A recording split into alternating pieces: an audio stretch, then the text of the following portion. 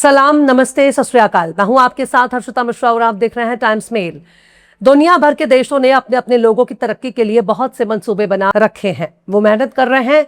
चीन जैसे देश अपने बच्चों को नई नई टेक्नोलॉजी सिखा रहे हैं, एआई टेक्नोलॉजी सिखा रहे हैं, पर कुछ लोग जानवरों के टट्टी पेशाब से खुद को दूर नहीं कर पा रहे हैं। पेशाब के फायदे गिनाते गिनाते उनको पूरा वक्त गुजारना पड़ता है, पर जो लोग किसी भी जानवर के पेशाब के फायदे गिना रहे हैं उन्हें इंसानों के टट्टी और पेशाब पर भी रिसर्च करनी चाहिए। अगर किसी भी जानवर का टट्टी और पेशाब सेहत के लिए इतना ही बेहतर है तो सुबह सुबह नाश्ते में ब्रेड ऑमलेट खाने के बजाय, हलवा पूरी खाने के बजाय, सब्जी पूरी खाने के बजाय, पनीर टिक्का खाने के बजाय ब्रेड में गोबर लपेट कर खाना चाहिए। सुबह सुबह नींबू पानी पीने के बजाय, हल्दी वाली चाय पीने के बजाय, कॉफी पीने के बजाय, ग्रीन टी पीने के बजाय एक गिलास भर के जानवर का पेशाब पीना चाहिए। इससे बॉडी फिट भी रहेगी और दिमाग भी ठीक से काम करेगा। पर बात सिर्फ यहीं तक नहीं है। दुनिया भर के देश बड़ी बड़ी बीमारियों के इलाज के लिए टीके बना रहे हैं, दवाइयां बना रहे हैं, वैक्सीन बना रहे हैं, खूब रिसर्च कर रहे हैं।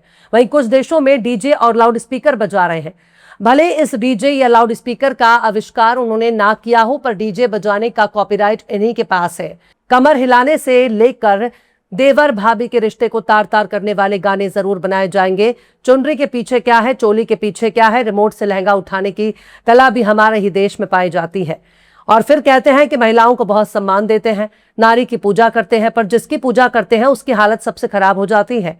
गाय को गौमाता बनाया तो वही गौमाता सड़क पर घूम रही है, प्लास्टिक खाकर जान दे रही है और सड़कों पर घूमकर दूसरों की जान ले रही है। नदियों को माता कहा तो नदियां ही सबसे ज्यादा गंदी हो चुकी हैं।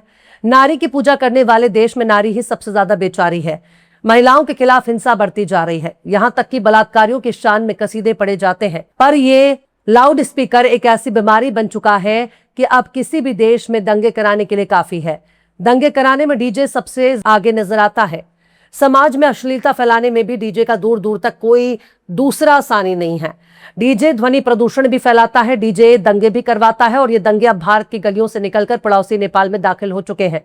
नेपाल में भी अब हालिया चंद सालों के दौरान ऐसे दंगे देखे गए जैसे भारत में भी देखे जाते हैं। नेपाल में भी ऐसे ही नारे लगाए जा रहे हैं जैसे अपने देश में नारे लगाए जाते हैं। नेपाल में भी वैसी रैलियां निकाली जा रही हैं जैसे हमारे देश में निकाली जाती हैं। जबरन किसी भी इलाके में डीजे ले जाकर घुस जाना, देश के अल्पसंख्यकों के खिलाफ उत्तेजक भड़काऊ वो गाने बजाना अब नफरती गैंग की आदत हो चुकी है। ये नफरती गैंग हर देश में पाया जाता है, बस उसके नाम बदल जाते हैं लेकिन काम एक ही होता है। ये जहां भी जाते हैं वहां सिर्फ जहर ही जहर फैलाते हैं। अब इसका असर पड़ोसी नेपाल में देखा जा रहा है। नेपाल के सुनसरी जिले के देवानगंज ग्रामीण नगर पालिका में लाउड स्पीकर और झंडे के इस्तेमाल ने दंगा भड़का दिया है और यही लाउड स्पीकर और झंडे आपको अक्सर उन इलाकों में देखने को मिल जाएंगे जहां दंगे होते हैं। शुरुआत डीजे में बजाए जाने वाले गाने से होती है, सांप्रदायिक नारों से होती है, अल्पसंख्यकों के खिलाफ कत्लेआम और नरसंहार की अपील से होती है। सरकारें अपने अपने वोट बैंक के लिए अपने ही देश के लोगों की कुर्बानी दे देती हैं। नेपाल की घटना फिलहाल डीजे और लाउड स्पीकर की एक ऐसी दास्तान बयां कर रही है जो सुनने में बिल्कुल भी नया नहीं है, जो बताने के लिए काफी है कि डीजे और बड़े बड़े लाउड स्पीकर आज इंसानियत के दुश्मन हो चुके हैं। पुलिस फायरिंग में 3 लोगों के मारे जाने की खबर भी आई है। दर्जनों लोग जख्मी भी हुए हैं। शायद नेपाल की नई नई हुकूमत कुछ लोगों की आंख में खटकने लगी है, क्योंकि वहां नया नया सत्ता परिवर्तन हुआ है और जो मौजूदा हुकूमत है उसने कई ऐसे काम कर दिए हैं जिससे पूंजीवादी लॉबी को घुटनों पर ला दिया है। और दुनिया में सब कुछ बर्दाश्त किया जा सकता है, लेकिन पूंजीवाद के खिलाफ अगर कोई भी आवाज बुलंद होती है तो इससे बड़े बड़े पूंजीपतियों को बहुत तकलीफ होती है, क्योंकि बड़े बड़े पूंजीपति ही दुनिया को चला रहे हैं। नेपाल की नई नवेली हुकूमत ने पूंजीवाद की कमर तोड़ दी है। पूंजीवाद के बड़े बड़े पुजारी और पूंजीपतियों के बड़े बड़े गुलामों ने शायद नेपाल की कमर तोड़ने के लिए अपने मंसूबे को अंजाम देना शुरू कर दिया है।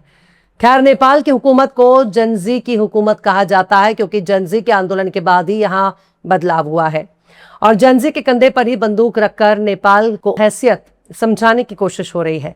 पर बात सिर्फ यहीं तक नहीं है। कांग्रेस सांसद प्रियंका गांधी ने एनटीए में सुधार के लिए बनाए गए टास्क फोर्स के सदस्यों से प्रोफेसर वी कामकोटी को गौमूत्र एक्सपर्ट कह दिया, जिसके बाद जुमेरात को राज्यसभा में बीजेपी सांसद सुधांशु त्रिवेदी ने कांग्रेस पर तीखा हमला बोला है और दावा किया है कि भारतीय पारंपरिक ज्ञान को पश्चिम से वैधानिक मान्यता मिल रही है, जबकि कांग्रेस उसे तिरस्कार की नजर से देखती है।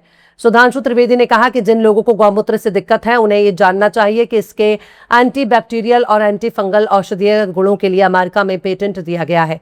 उन्होंने बाकायदा पेटेंट नंबर भी बताया है। खैर, दुनिया कहां से कहां पहुंच गई। बड़े बड़े देश खुद को आगे बढ़ाने के लिए एजुकेशन सिस्टम को सुधारने और अपग्रेड करने पर जोर दे रहे हैं, पर हमारे देश के नेता अभी भी गौमूत्र, टट्टी, पेशाब में अटके हुए हैं। उन्हें शायद इस जहनियत से बाहर आना होगा। सुधांशु त्रिवेदी ने गौमूत्र के पेटेंट होने का दावा किया है, लेकिन यह पेटेंट एक्सपायर हो चुका है और सिर्फ अमेरिका में गौमूत्र को ही पेटेंट नहीं दिया गया, बल्कि कई जानवरों यहां तक कि इंसानों के पेशाब के लिए भी पेटेंट दिया गया। लेकिन गौमूत्र का पेटेंट एक्सपायर हो चुका है, क्योंकि जो दावा करने पेटेंट कराया गया था वो दावा आज तक साबित नहीं हो पाया। सच्चाई कई मामलों में अलग होती है, लेकिन जब इस पर साइंस का लबादा ओढ़कर पेश किया जाता है तो जरूरी नहीं है कि नेताओं के मुंह से निकला हर बयान सच होगा। यहां तो ठीक उल्टा हो रहा है।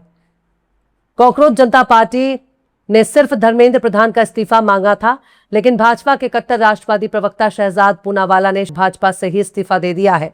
इससे पहले 2017 में शहजाद पूनावाला ने कांग्रेस छोड़ दी थी। उस समय उन्होंने कांग्रेस के भीतर कराए जाने वाले इलेक्शन पर सवाल उठाया था।